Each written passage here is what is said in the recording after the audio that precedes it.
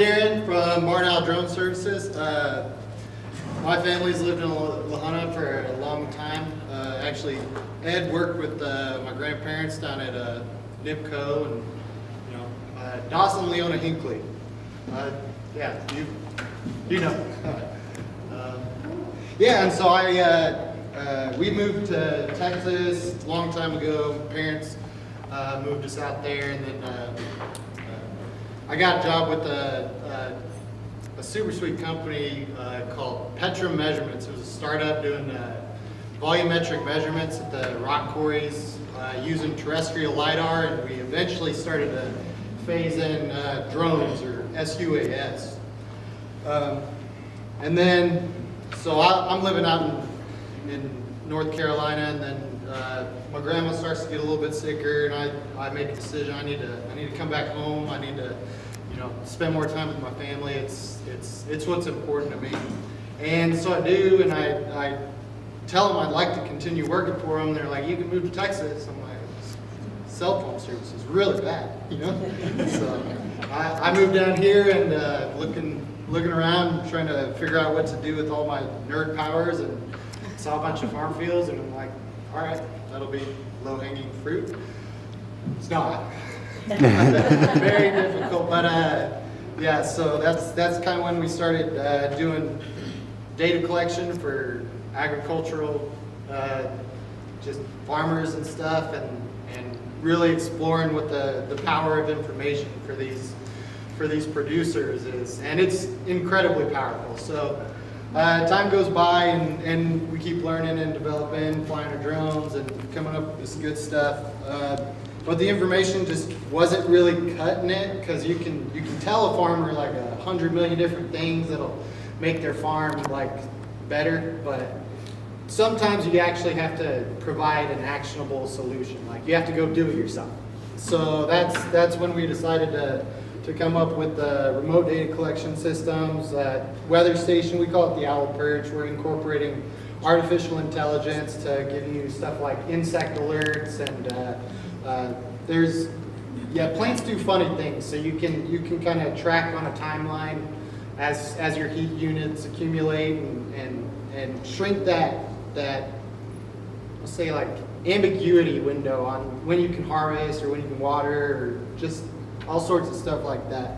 And I'm a lazy entitled millennial, and did a bunch of work on farms hoeing weeds, so I decided that it'd be good to invent some weeding robots. So that's our thing now. Yeah, there it is. Chopping weeds. I'm not kidding. I got that thing in my house right now. All of that's made in the USA. Made, if you consider Lahana USA. So, yeah, the idea behind it is to use information, use the drone data, map the farm field, and then we can tell our dumb robots exactly where to go with high precision, and then we can reduce a farmer's labor cost by about 50%, which it's phenomenal. We're talking a reduction from about $800 an acre to maybe $400 an acre. So that's, if you guys got your phones out, you can do some quick calculations and find out how happy Michael here at Cottix is going to be next year. So that's super exciting. I'm also, Jesse and I, we're starting Klein Makerspace. So that's going to be down on Santa Fe, and that's going to be a place for just people to come and learn and develop all these modern manufacturing techniques, and ideally hone some skills that are specific to companies like Borg, and that way we can kind of channel and build these internal skills through the community, and then ship our ideas, our intellectual property, our products out to the larger markets. Because I like buying stuff from Cisco, but I'm only one guy, and I figured somebody in Denver would be able to get a bunch of his stuff too. And actually, Cisco and I have worked together. It's really exciting. I don't think it's a coincidence that two companies from Lahana made it to the top. Because they've got a really great mindset. They're super motivated and really excited and innovative, and yeah, that's about us. That's my sister Sarah, and that's my brother-in-law Brian.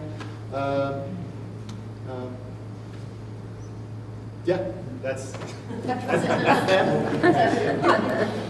approximately how many jobs do you think that this particular product or what you are doing, how many jobs do you anticipate this could bring within the next decade? Oh, crap pot. You heard it. Yeah, Crap so pot. the idea is we're gonna unload a fleet of 33 of these things per field. We'll be able to knock out, any ag familiar people know how big a quarter section is, but a quarter section is 160 acres. So we'll be able to do 160 acres, weeding pass, just mechanical weed control, sort of whacking weeds. And we'll be able to do that in 12 hours. So, I don't know, what would we have, like 500 million acres of ag ground in the U.S. Need a 3-man team per 100, a crap pot, yeah.